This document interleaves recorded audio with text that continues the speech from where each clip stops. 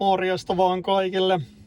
Tämmönen Autocomin laite on meillä hankittu tässä hiljattain ja mä ajattelin tehdä siitä muutaman videon aiheesta kiinnostuneilla, koska minun mielestä siitä oli liian vähän tietoa, niin se on tämmönen, toimii laptopilla ja niin tosta tehdään tää WinHaku, joka on minun mielestä tähän asti toiminut kohtuullisen heikosti muutamassa merkissä, mutta tietysti nopeuttaa työskentelyä. Eli perinteiseen tapaan, no Volvossa se nyt löysi näköjään aika mukavasti. Ja tosta mä itse ainakin joissakin merkkien kohdalla tykkään tästä, että se näyttää ton pistokkeen tässä Volvossa. Se on nyt aika helppoa, mutta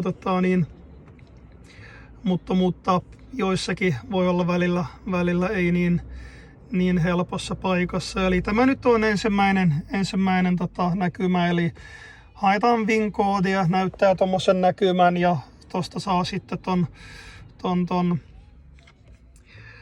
pistokkeen paikan.